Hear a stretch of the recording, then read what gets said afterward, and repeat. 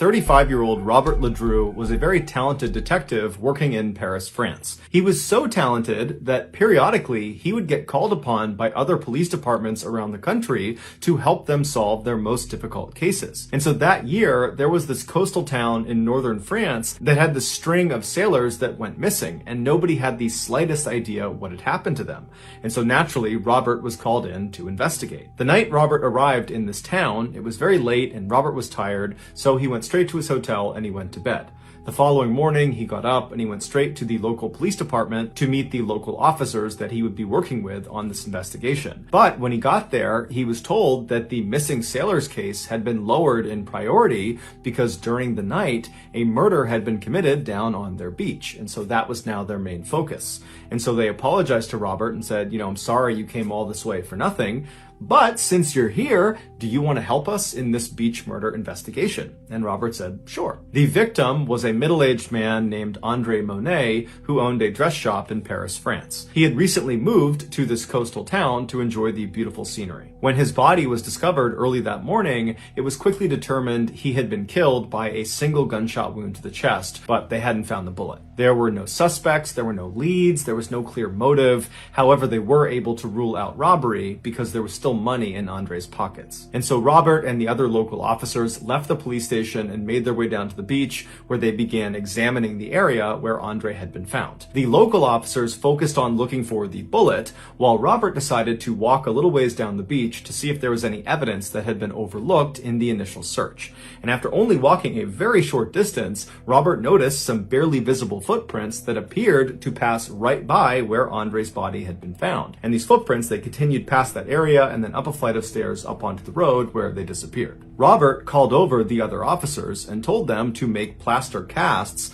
of these footprints so he could analyze them. What that meant is the officers would literally just pour liquid plaster inside of these prints, and then when they dried, they would pull that plaster out and it would literally be a 3D model of the foot that had made the prints. And so as the officers are working on these casts, Robert says to one of the officers that these prints looked really odd to him, like they were familiar in some way, but he just couldn't place where he had seen them before. Less than an hour later, when the plaster had dried, the officers pulled them out and they handed them to Robert, and as soon as Robert looked at them, he physically reacted to what he was seeing. It was like he was disappointed.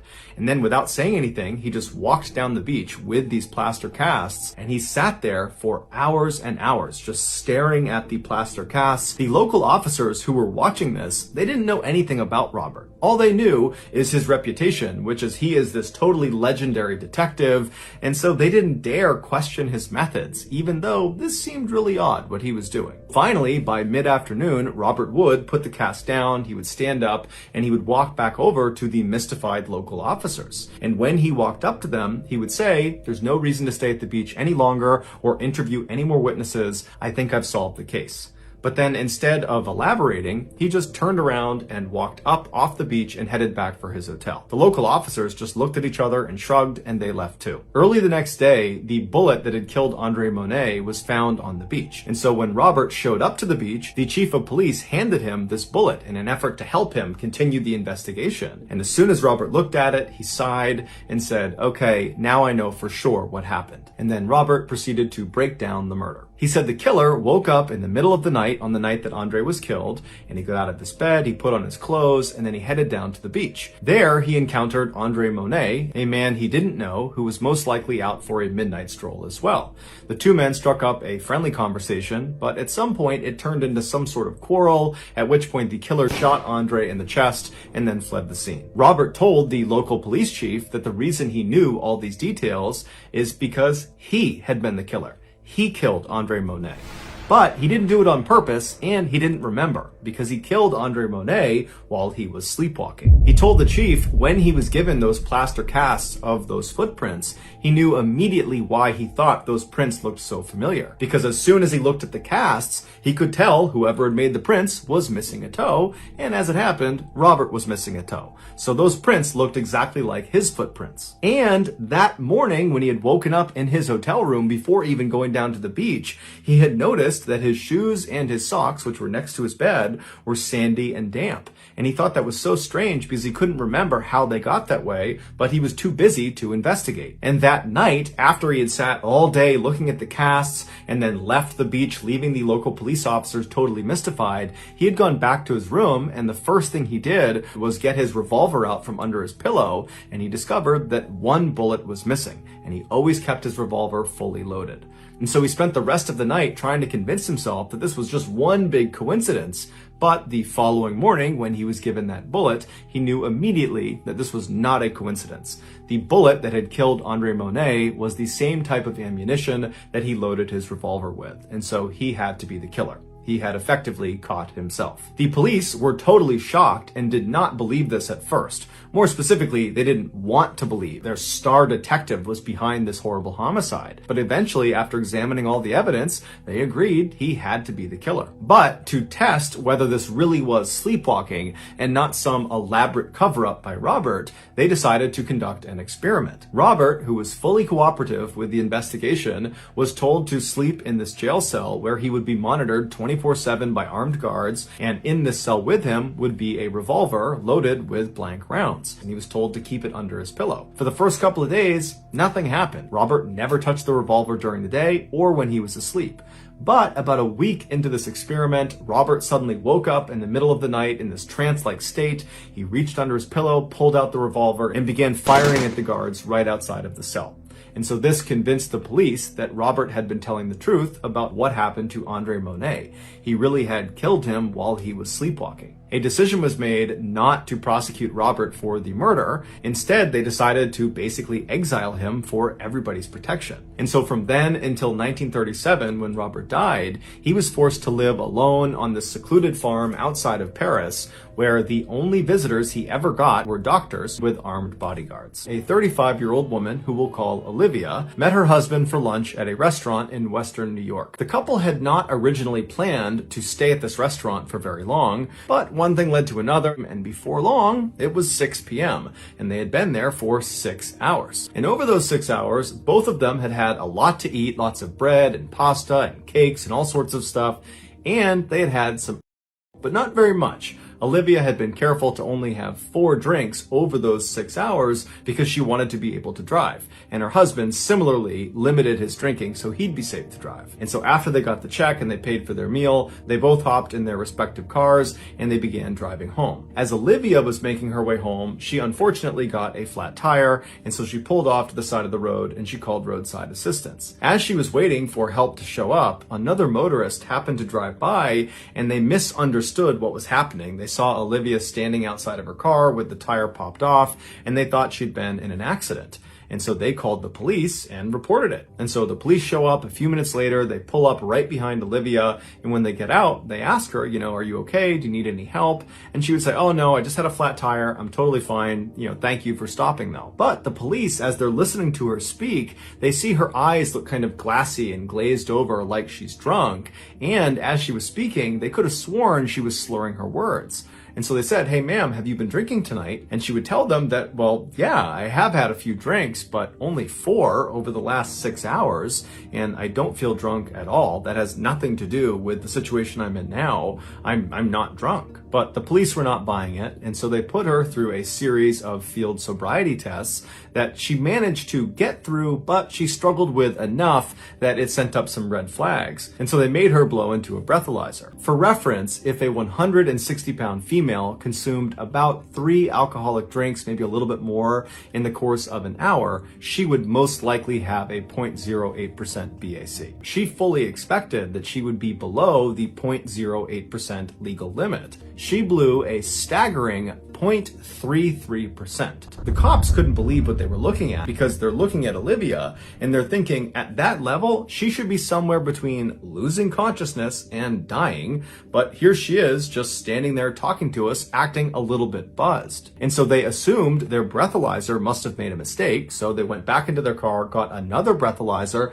did it again, and again, Olivia blew a 0.33% BAC. The officers couldn't understand how this woman had such an extreme alcohol tolerance, But regardless, they charged her with driving while intoxicated and then brought her to the hospital for medical intervention. There, her BAC remained high even after a full day had passed without her consuming any more alcohol. This is around the time that it was discovered that Olivia had a very, very rare medical condition called autobrewery syndrome, which in a nutshell meant her body transformed glucose from foods, specifically carbs like bread, pasta, that kind of thing, into alcohol. Olivia, who was totally unaware of this condition, had developed this wicked alcohol tolerance because she was basically drunk all the time. Not because she was a heavy drinker, but because she ate carbs. This condition, if left untreated, can do the same damage alcoholism and binge drinking can do to the body. The only way you can treat it is by drastically changing your diet. On December 18th, 1956, a brand new game show called To Tell the Truth aired on a major American television network. The premise of the show was relatively simple. 4 celebrity judges would be presented with 3 people called contestants who all claimed to be the same person. And this person who they claimed to be was always remarkable in some way. They had some incredible talent or some crazy job, or they had accomplished something extraordinary. One of these 3 contestants was the real person they were claiming to be. The other 2 people were doing their best to pretend to be that person. And it was the job of the celebrity judges to try to figure out who was telling the truth. So for a set amount of time on the show, the celebrity judges would ask the contestants questions about their background and try to figure out, who was who. And then at the end of the time, the celebrities would cast a vote about who they thought was the real remarkable person. After the votes were tallied up, the host would have the real remarkable person stand up to reveal themselves, and the entire audience would go crazy, and that was the show. But there is one episode that will forever go down as the most unique. In October of 1972, 3 contestants walked out onto the stage in front of the 4 celebrity judges, and they all introduced themselves as Ed Edwards. Then the host of the show read aloud the biography of the real Ed Edwards, and he would say that Ed at one point was on the FBI's list of the top 10 most wanted criminals in America for crimes like armed robbery and impersonating a federal officer.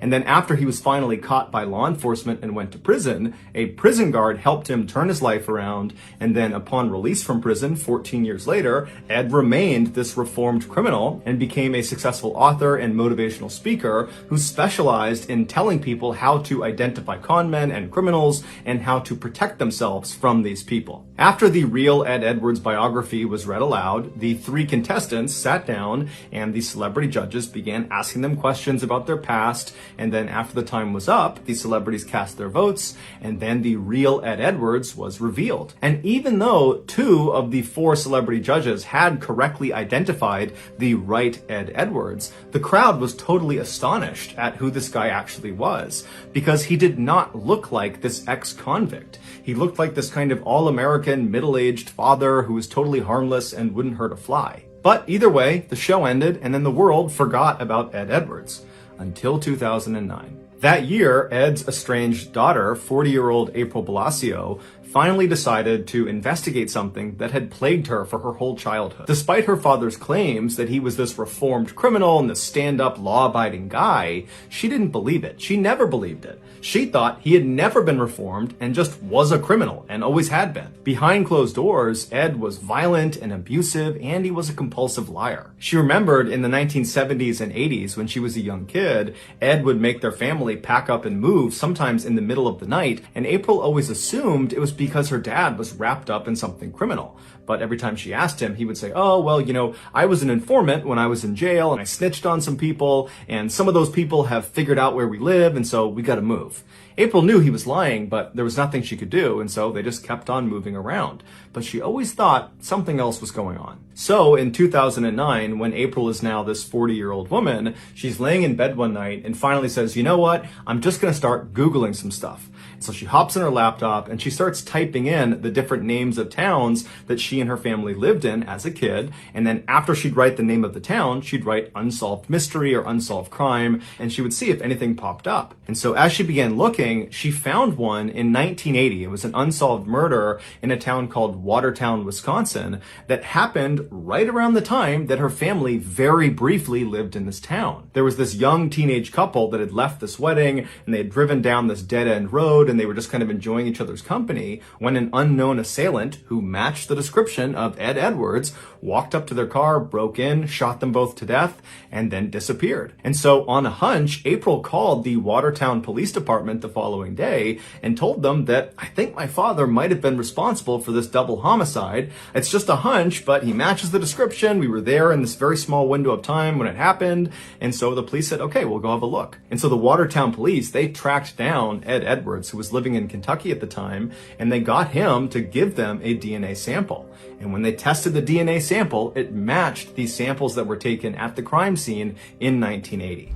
And so Ed Edwards, he was arrested and brought back to Wisconsin, and as soon as he was in custody, he confessed to the murder. And then he requested the death penalty. But he was told the maximum punishment for this crime was life in prison. Ed didn't like this, and so he confessed to another double homicide from 1977 in Ohio, where he killed another teenage couple, thinking that would give him the death penalty. But through a loophole, they said, well, actually, that still won't get you the death penalty. You're still facing life in prison. And so frustrated, Ed revealed a third murder he had perpetrated. In 1996, he had killed his own foster son for the insurance money. And so for this crime, he was eligible for capital punishment, and so he was sentenced to death. But he would die of natural causes 2 years later in 2011 before the state could execute him. Since his death, cold case investigators and members of his own family have theorized that Ed Edwards is almost certainly responsible for more killings beyond just the 5 he happened to confess to. In fact, many people believe Ed Edwards could actually be the infamous Zodiac killer, who's one of the nation's most notorious uncaught serial killers that killed 37 people in Northern California in the 1960s and 1970s. If this is true, then Ed Edwards did not become a killer after he was on that game show in 1972. No, at that time, as you're watching him on TV, he would have already been a seasoned serial killer with dozens and dozens of victims. But Ed stopped confessing to murders after that third confession because he was just kind of using those murders as bargaining chips to get what he wanted, the death penalty. And once he got it, he went silent. And now that he's dead, we're never going to get another confession out of him. And there's no proof connecting him to any unsolved murder cases. And so unfortunately, it's unlikely we'll ever know the full extent of Ed's reign of terror.